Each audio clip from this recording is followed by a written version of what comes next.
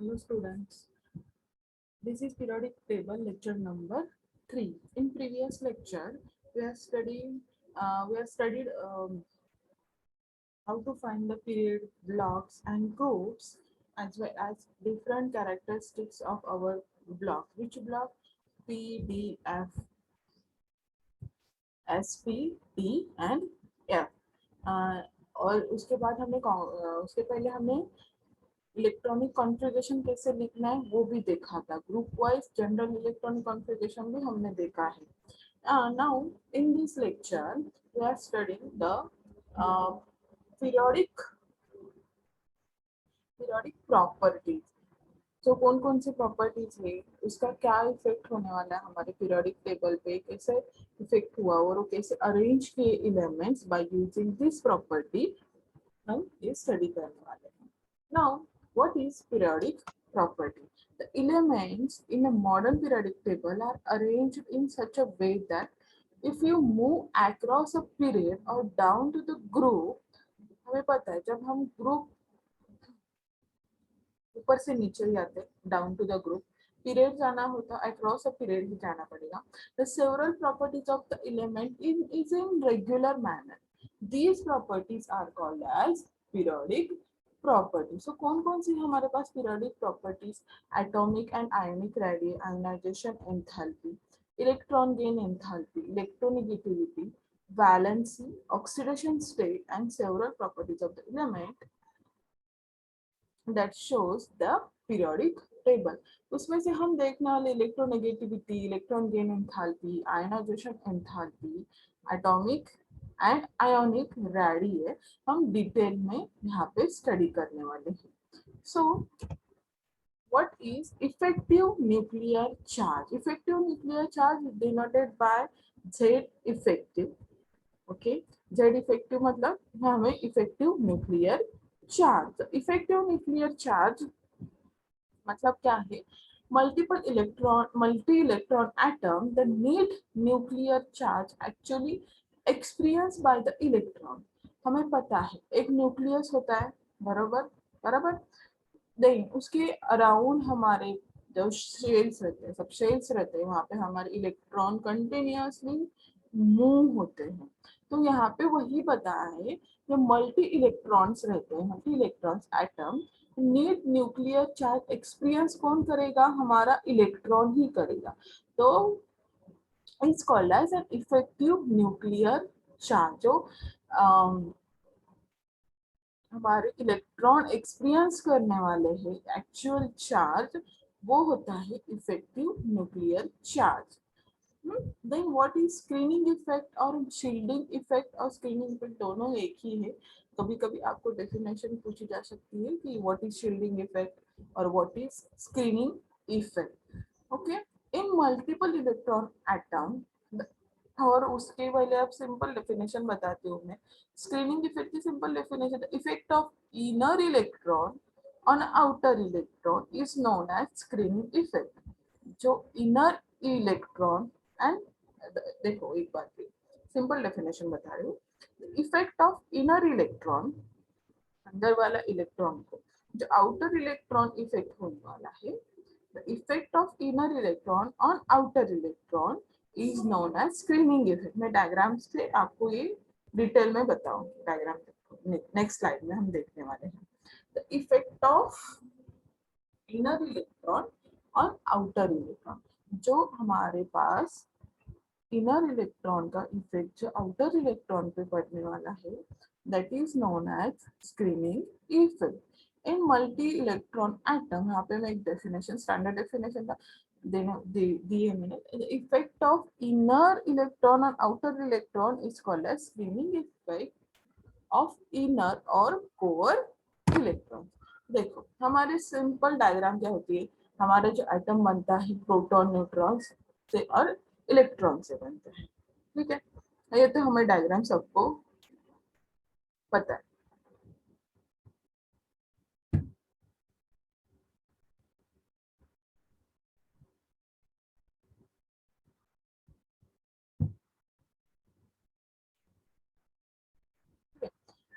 और we know the diagram of our atom. कैसे बनता है, इलेक्ट्रॉन रहते हैं, सॉरी इलेक्ट्रॉन, न्यूक्लियस में क्या रहता है, न्यूट्रॉन एंड प्रोटॉन। ये तो हमें डायग्राम, बेसिक डायग्राम मैंने दी है। सो यहाँ पे देखो शिल्डिंग इफेक्ट होता क्या है, ठीक है। यहाँ पे आपको न्यूक्लियस दिख रहा है, प्रोटॉन, न्यूक्लियस में हमें पता है प्रोटॉन्स प्रेजेंट रहते हैं, ठीक है। यहाँ पे प्रोटॉन्स एज वेल एज हमें ये सिंपल जो हमें प्रीवियस डायग्राम देखी उसका हाफ मैंने यहाँ पे लिया है, देखो ठीक है। ये एटम की सिंपल हमारी डायग्राम है, उसमें से हम मैंने क्या किया, आपको हाफ डायग्राम लेके दिखाया कि एक्चुअल स्क्रीनिंग इफेक्ट होता क्या है। यहाँ पे देखो ये न्यूक्लियस है हमारा, हमारा न्यूक्लियस है, ठीक है। देन यहाँ पे इलेक्ट्रॉन्स प्रेजेंट है, these are electrons, these are जो ब्लू लाइंस में दिख रहा है वो इलेक्ट्रॉन्स प्रेजेंट है। वो कोई these are inner most electron, जो अंदर वाले ब्लू वाले इलेक्ट्रॉन्स है, देखो ये वाले, these are an inner most electron, inner shell में है सब, ठीक है। और these are outer most electron. तो यहाँ पे क्या होगा, repulsion between outer electron and inner electron. देखो इलेक्ट्रॉन पे कौन सा चार्ज रहता है, हमें पता है माइनस माइनस, निगेटिव चार्ज रहता है। तो निगेटिव चार्ज क्या करेगा, वो रिपल्सिव फोर्स जो क्या है लगाएगा। तो एट म्हणजे मीन्स व्हाट, देखो यहाँ पे एक रहेगा attractive force between inner nucleus and outer nucleus. देखो जो हमारे पास यहाँ पे inner nucleus, attractive force between inner nucleus and outer most electron, ये क्या है हमारा, this is and our inner nucleus and this is and our outer most electron. Okay, इतना तो समझ में आया। देन अट्रैक्टिव फोर्स इनके बीच में कुछ तो रहेगा, क्योंकि हमारे पास न्यूक्लियस है वो पॉजिटिवली चार्ज है, एंड जो हमारा आउटर मोस्ट इलेक्ट्रॉन हो है वो है हमारा नेगेटिवली चार्ज, ठीक है। तो उसमें से कुछ तो अट्रैक्टिव फोर्स रहेगा। So in between the electron is present and that electron act as a repulsive force और some charge रहेगा उस पे, वो रहेगा हमारा नेगेटिव चार्ज। तो वो अंदर वाला क्या करेगा, वो हमारा जो बाहर वाले इलेक्ट्रॉन है वो उसको और बाहर खींच भेजने की तैयारी करेगा, वो रिपल्स करेगा, वो उसे अट्रैक्ट नहीं करने देगा न्यूक्लियस की तरफ। And these electron act as an shielding effect of electron, act करेंगे शील्ड की तरह ही एक्ट करने वाले हैं, क्योंकि उसको न्यूक्लियस की तरफ जाने देंगे क्या, ये आउटर मोस्ट जो हमारा इलेक्ट्रॉन है वो न्यूक्लियस की तरफ जाने देगा क्या, नहीं, क्योंकि इधर अंदर जो है हमारे पास जो इलेक्ट्रॉन्स है वो रिपल्सिव फोर्स एक्ट करेंगे, और उसकी वजह से जो हमारे बीच जो हमारा इनर मोस्ट और आउटर मोस्ट इलेक्ट्रॉन के बीच में रिपल्सिव फोर्स होने की वजह से वो आउटर मोस्ट इलेक्ट्रॉन को क्या और दूर भेजने की कोशिश करेगा, जो न्यूक्लियस के पास नहीं आ सकता। एक सिंपल बताया, और जो inner most electron is act as and our shield, वो क्या करेंगे, शील्ड करेंगे और स्क्रीन करेंगे इसको न्यूक्लियस, न्यूक्लियस की तरफ जो हमारे आउटर मोस्ट इलेक्ट्रॉन है वो आने नहीं देंगे। तो जो हमारे पास जो 3 इलेक्ट्रॉन आपको दिख रहे हैं वो क्या करेंगे, शील्ड करेंगे हमारे इसको न्यूक्लियस को। This is known as an our shielding effect और स्क्रीनिंग इफेक्ट। आउटर मोस्ट समझ में आया, इनर मोस्ट इलेक्ट्रॉन आपको समझ में आया तो इजीली जाए।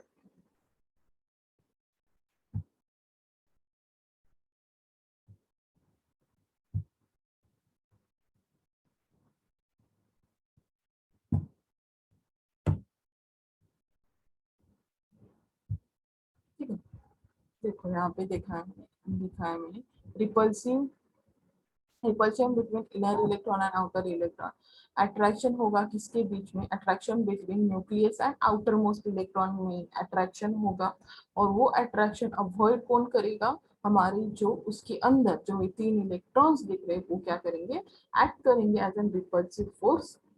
सो देखो यहाँ पे दिख रहा है कैसे एक्ट करते हैं as an repulsive force outer and inner electron. समझ में आया? This is known as our screening effect. Simple है। तो क्या करेंगे, नेक्स्ट है हमारा जेड। जेड मतलब क्या है, nuclear charge, already know that. Z effective is nothing but effective nuclear charge and net force रहता है attractive force minus repulsive force.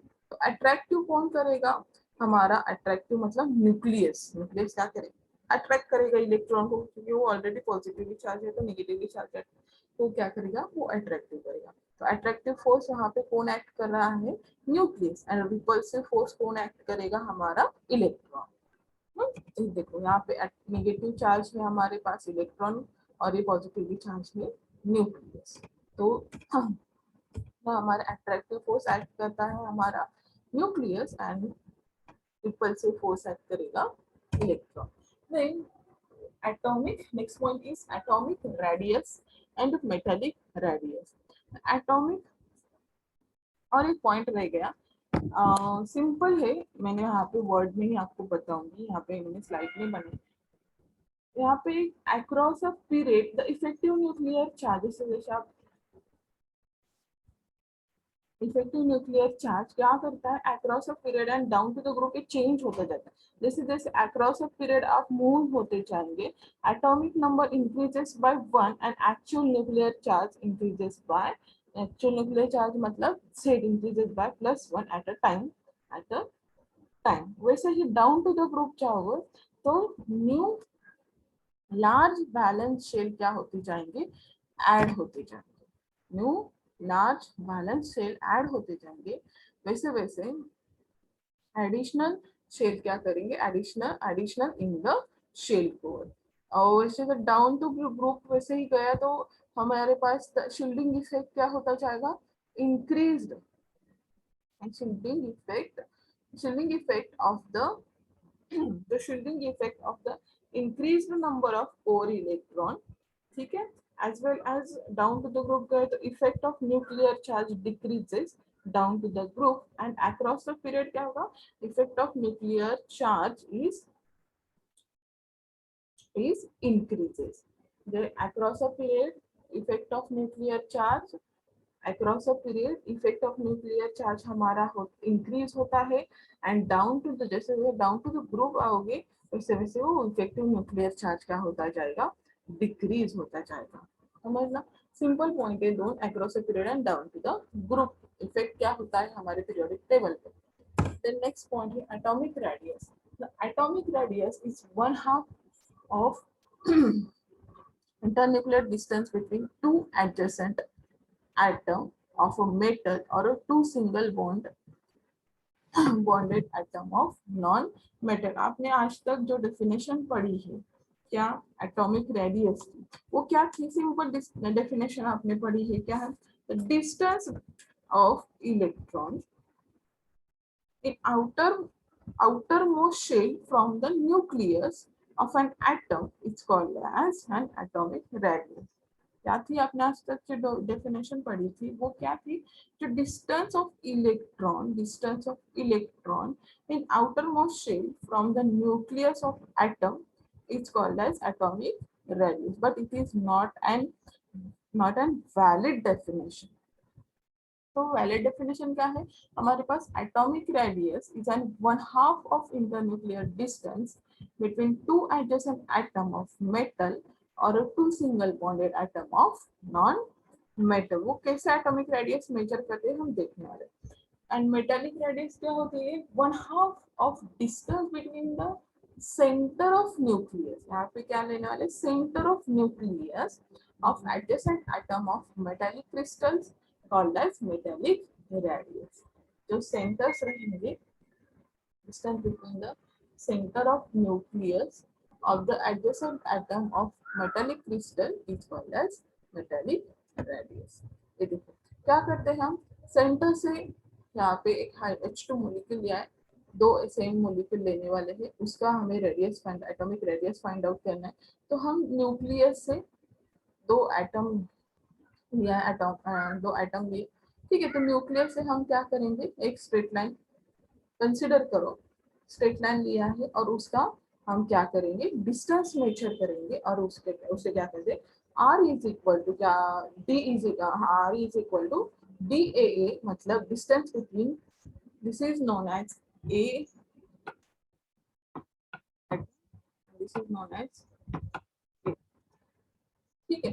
तो ए ए के बीच में जो हमें रेडियस निकालनी होगी, तब हम क्या करेंगे, r is equal to distance of A A divided by 2।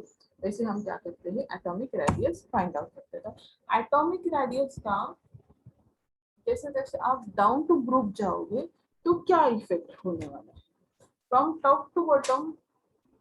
top to bottom the atomic size increases with increasing atomic number, the atomic size increases with increases, जैसे जैसे आप ऊपर से नीचे जाओगे एटॉमिक साइज हमारी इंक्रीज होती जाएगी, and atomic number also increase in atomic number.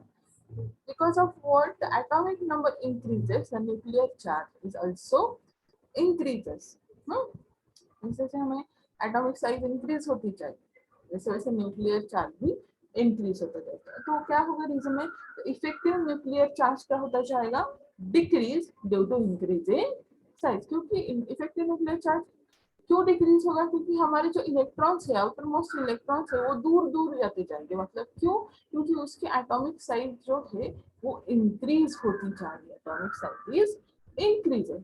As a result, the effective nuclear charge decreases due to increase in size of atom, and the shielding effect increases down a group.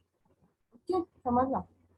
Thus, the valence electron experience the less attractive force from the nucleus. जो हमारा valence electron रहेगा वो क्या करेगा, less attractive force क्या करेगा, experience करेगा, क्योंकि उसकी एटॉमिक साइज जो है हमारी, जैसे जैसे हम ऊपर से नीचे डालते जाएंगे पीरियोडिक टेबल में, वैसे वैसे हमारे एलिमेंट्स की क्या होती जाती है, एटॉमिक साइज इंक्रीज होती जाती है। उसके वजह से जो न्यूक्लियस है वो क्या करेगा,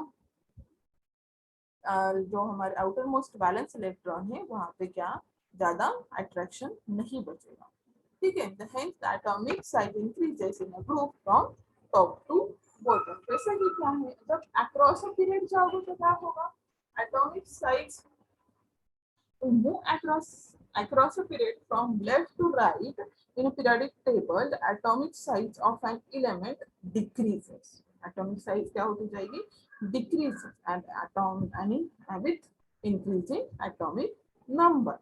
Why ऐसा क्यों होता है, बिकॉज ऑफ एटॉमिक नंबर जैसे जैसे इंक्रीज होता जाएगा न्यूक्लियर चार्ज भी इंक्रीज होता जाएगा, but the addition of electron is take place in that same shell में ही क्या होता जाएगा, एडिशन ऑफ इलेक्ट्रॉन। देयरफॉर जैसे जैसे आप मूव होते जाएंगे across a period, effective nuclear charge is increases. The next point is isoelectronic spaces. What is isoelectronic spaces?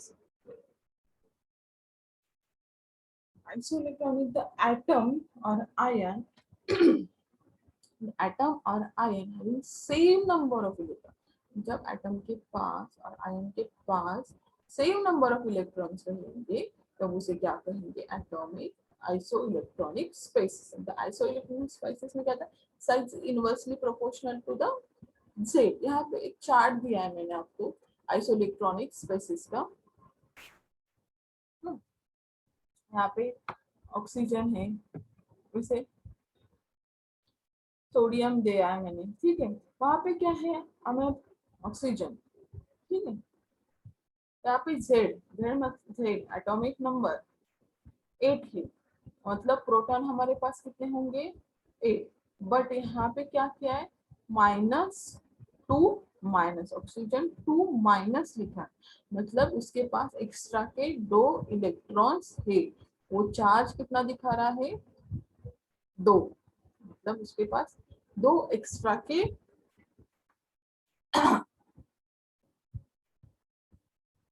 2 extra के इलेक्ट्रॉन्स है। सो तो उसके टोटल इलेक्ट्रॉन्स कितने होगा हमारे पास? 10। समझ में आया? वैसे वैसे हमारा फ्लोरीन है, फ्लोरीन का एटॉमिक नंबर जेड है हमारे पास 9, तो मतलब प्रोटॉन उतने होंगे? 9 ही होंगे।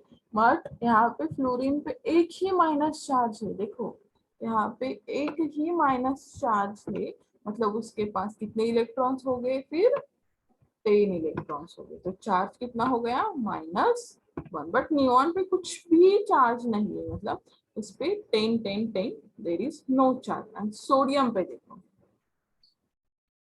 सोडियम, सोडियम का हमारे पास जेड है, एटॉमिक नंबर है 11, मतलब प्रोटॉन भी 11 रहेंगे, बट इलेक्ट्रॉन्स कितने हो गए उसके पास? 10। 10 व्हाई 10?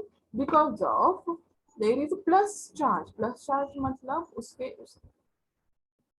उसको माइनस है, वहां पे क्या किया है उसने? डोनेट किया है 1 इलेक्ट्रॉन, उसकी वजह से उसके पास उसने पास क्या है? 1 इलेक्ट्रॉन की डिफिकल्टी। समझ में आया?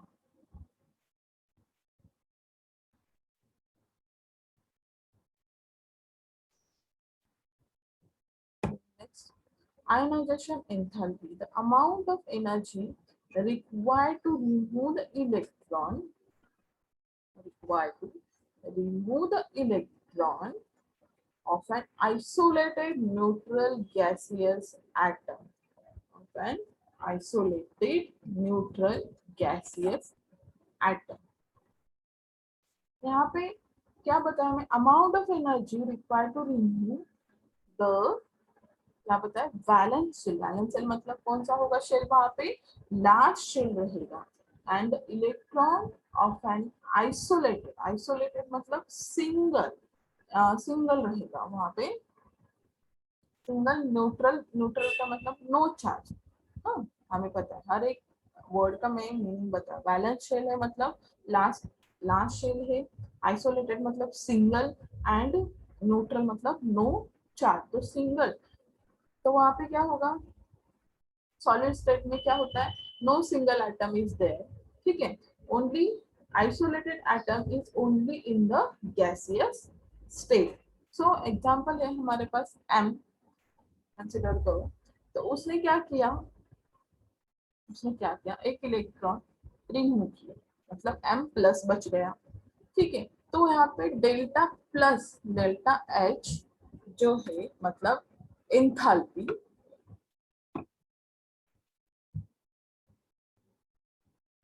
जो एंथैल्पी है वो प्लस, एक प्लस भी कभी कभी रहेगी, कभी कभी माइनस, मतलब डेल्टा एच मतलब एंथैल्पी, ओके। वो प्लस माइनस वो रिएक्शन पे डिपेंड करता है कि is it exothermic reaction, is it endothermic reaction. वहां पे क्या यहाँ है? It is an endothermic reaction, मतलब एनर्जी क्या हो रही है यहाँ पे? एब्सॉर्ब हो रही है। एनर्जी क्या होती है?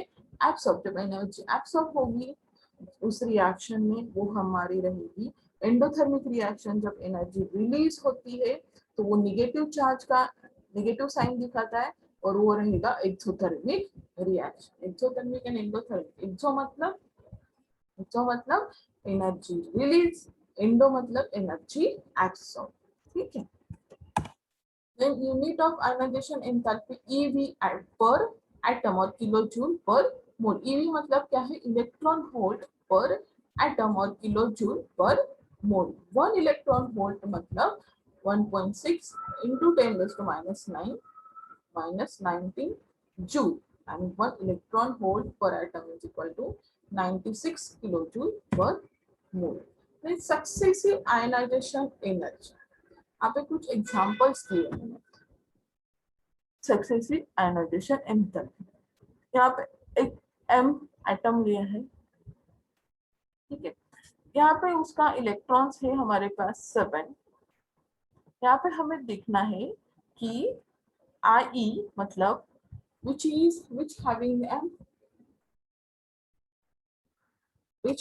the removal of electron energy कौन इसको ज्यादा लगेगी, IE1 को लगेगी, IE2 को लगेगी, IE3 को, मतलब आयनाइजेशन एनर्जी 1 को लगेगी, 2 को लगेगी, 3 को लगेगी।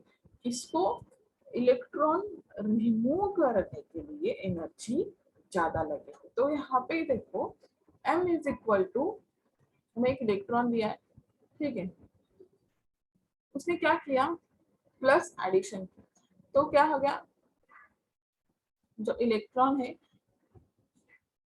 Ionization enthalpy for first electron that is IE1, उसके बाद वहां पे क्या हो गया, एक इलेक्ट्रॉन एडिशन, यहाँ पे एडिशन नहीं की, सॉरी एडिशन नहीं की, वो रिमूव हो गया, वो एक इलेक्ट्रॉन रिमूव हो गया, तो उसे हमने क्या नाम दिया, IE1। वैसे ही वही हमने M प्लस ले लिया, M प्लस में स्टार्ट में कितने थे इलेक्ट्रॉन, 7 इलेक्ट्रॉन्स थे, ठीक है, उसके बाद उसने एक लूज किया तो 6 इलेक्ट्रॉन्स बच गए, ठीक है, तो यहाँ पे M प्लस में भी एक इलेक्ट्रॉन लूज किया तो उसके पास कितने बच गए, 5 इलेक्ट्रॉन्स रह गए। वैसे ही M2 ने वापस एक इलेक्ट्रॉन रिलीज किया, ठीक है, तो उसके पास बच के ओनली 4 इलेक्ट्रॉन्स। तो उससे क्या हम डिटरमाइन कर सकते हैं, that is the energy required to remove the electron is increases. Why, जो एनर्जी लगने वाली है इलेक्ट्रॉन रिमूव करने के लिए, वो energy required to remove the electron is increases because of what, it is tightly bounded to the nucleus। जैसे जैसे हमारे पास न्यूक्लियस के पास जाते जाएंगे इलेक्ट्रॉन, वैसे वैसे वो क्या करेगा, वो इलेक्ट्रॉन क्या करेगा, टाइटली इलेक्ट्रॉन्स को क्या करेगा, अपनी तरफ खींचेगा, अट्रैक्ट करेगा। बट हमारे pass away from the nucleus जैसे जैसे जाओगे, वो क्या होता, न्यूक्लियस एंड इलेक्ट्रॉन के बीच में जो अट्रैक्टिव फोर्स होगा वो कम कम होता जाएगा। उसके वजह से हमने यहाँ पे एक स्टेटमेंट लिखा है, IE3 having a greater energy than IE2, यहाँ पे 2 है, सॉरी IE मतलब I ionization enthalpy of 3 having more, ठीक है, सबसे ज्यादा कहाँ पे लगेगी, आयनाइजेशन एंथैल्पी फॉर थर्ड के लिए ज्यादा लगी as compare to 2 and 1, because of 3 में क्या है, ये इलेक्ट्रॉन्स कम बच गए, उसके वजह से ये न्यूक्लियस एंड इलेक्ट्रॉन के बीच में जो है वो अट्रैक्शन वो स्ट्रॉन्ग रहने वाला है, उसके वजह से हम इजीली इलेक्ट्रॉन वहां से मूव नहीं कर सकते, because of that we required and more energy. The next factors on which ionization enthalpy depend, atomic size पे depend है, nuclear charge पे depend है, electronic configuration पे depend है, as well as penetration effect और subshell effect, ये हम detail में पढ़ने वाले हैं। The factors on which ionization enthalpy depends on atomic size, जैसे जैसे atomic size बढ़ती जाएगी, ionization size of atom it's smaller, then energy is required to remove the electron is more, मैंने लास्ट में ही बताया था। जैसे जैसे हम न्यूक्लियस के पास जाते जाएंगे, इलेक्ट्रॉन रिमूव करने के लिए ज्यादा एनर्जी लगने वाली, that is ionization enthalpy is inversely proportional to the size. Then next nuclear charge से, वहां पे एटॉमिक नंबर और नंबर ऑफ प्रोटॉन मतलब nuclear charge, the ionization energy more in B, so the more proton, large value of atomic number, so atomic number, that is energy required is more in first, but sorry in B, as energy required is more in B and more in B, so ionization enthalpy is directly proportional to Z. Then electronic configuration, यहाँ पे two types है stable electronic configuration, half fit and full field electron है, ठीक है। तो यहाँ पे half filled कौन से BDF, these are half filled electron, full filled. Then removal of electron is very tough. It is ionization enthalpy exceptionally क्या लगने वाली है, high. Removal of electron is very tough because of ionization enthalpy is exceptionally high. यहाँ पे जो subshells है, subshell effect है, इसमें S is more than P, P is more than D and F. ऐसे ही ionization enthalpy is more in S, 3S, then उसके बाद कम होती जाएगी, 3S is greater than 3P, is greater than 3D, is greater than F. उसके size पे different है, 3S के हमें पता है उसका शेप क्या होता है, राउंड शेप, ऐसे वैसे आयनाइजेशन एंथैल्पी भी क्या होती जाएगी, चेंज होती जाएगी। Then electron gain enthalpy, electron gain enthalpy. Enthalpy changes take place when amount of energy released to addition of electron of an isolated neutral gaseous atom, that is denoted by delta EG, electron gain enthalpy, ठीक है। हमारे पास X plus electron एक addition किया तो हमें क्या मिला, X minus, ठीक है। तो then if endothermic reaction, there is energy absorbed, exothermic reaction, energy released. In group 17 having very highly energy release, and group 18 having energy absorbed, that is delta H is positive in group 18 and delta H is negative in only group 17. पता है। Then next, electronegativity, the tendency of atom to attract share pair of electron in a covalent bond towards itself. यहाँ पे आपको एक hydrogen plus side plus and chlorine minus side है, chlorine having a positive charge and hydrogen having a chlorine having a negative charge and hydrogen having positive charge. तो क्या करेगा chlorine, क्या करेगा, हाइड्रोजन का एटॉमिक नंबर है हमारे पास only 1, okay, all you know. So क्या करेगा क्लोरीन, क्या करेगा हाइड्रोजन के जो इलेक्ट्रॉन्स है वो क्या करने वाला है, अपने तरफ खींचने वाला है। बट क्लोरीन के पास क्या है, हमारे पास क्लोरीन के पास है एटॉमिक नंबर क्लोरीन का रहता है 7। तो क्या करेगा वो, हाइड्रोजन के पास हाइड्रोजन के पास ओनली 1 इलेक्ट्रॉन, हमारे पास क्लोरीन के पास कितने हैं, मैं दिखा देती हूँ आपको, क्लोरीन के पास रहते हैं 7 इलेक्ट्रॉन्स। तो क्या करेगा जो क्लोरीन है वो क्या करेगा हाइड्रोजन का 1 इलेक्ट्रॉन क्या करेगा अपनी तरफ खींचेगा, मतलब क्या होगा, ये होगा डेल्टा से प्लस चार्ज बोलेंगे positive charge and delta negative.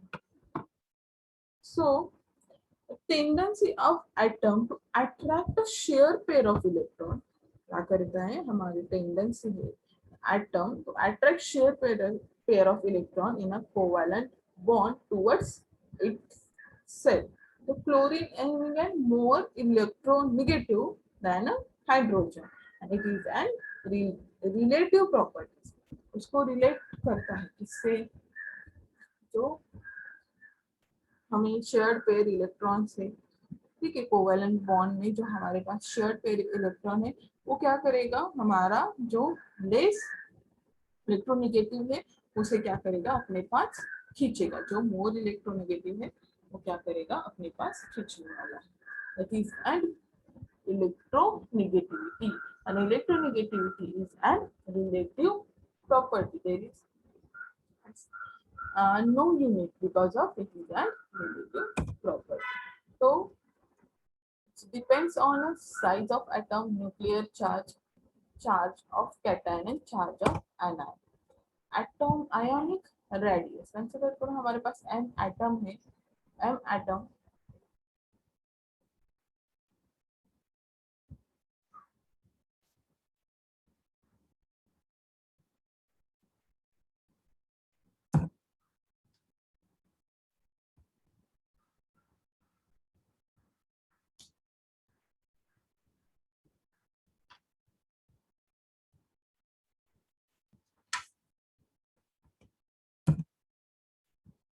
Consider करो हमारे पास m atom है. वो क्या करेगा, वन इलेक्ट्रॉन लूज करेगा तो वो क्या बनेगा, कैटायन. वैसे ही जब m एटम जब एक इलेक्ट्रॉन एक्सेप्ट करेगा तो वो बनेगा एनायन. तो anion having an ionic more and ionic radius, more ionic radius than atom than cation. So यहाँ पे कैटायन क्या करेगा, जो हमारे कैटायन है वो क्या करेगा, एक इलेक्ट्रॉन रिमूव होगा तो क्या करेगा, जो एटॉमिक रेडियस क्या होता जाएगा, वो डिक्रीज. एटॉमिक रेडियस क्या होगा, डिक्रीज होता जाएगा. बेसिकली एनायन क्या करता है, एडिशन ऑफ इलेक्ट्रॉन करेगा. तो एडिशन करने की वजह से उसकी साइज भी बढ़ने वाली है. तो atomic radius of anion is increases. तो आयोनिक रेडियस में एनायन सॉरी एटॉमिक रेडियस में एनायन की साइज जो रहती है मोर देन एटम, एटम की साइज जो रहती है मोर देन कैटायन. कैटायन क्यों ऐसा, क्योंकि कैटायन क्या करता है, वो इलेक्ट्रॉन डोनेट करने की वजह से उसकी साइज कॉम्प्रेस्ड होती है. वो इलेक्ट्रॉन न्यूक्लियस के पास जाता है ज्यादा. और आयनाइन में क्या रहेगा, एक एडिशन इलेक्ट्रॉन की, एक एडिशन ऑफ इलेक्ट्रॉन की वजह से atomic size will be, atomic radius increases. This is our end of this chapter. In this chapter, we are studying the electronic configuration, characteristics of different blocks, how blocks are classified, as well as different periodic properties. This chapter is very important throughout our chemistry. Periodic table, complete हमारी chemistry जो है वो periodic table. So understand this. Thank you.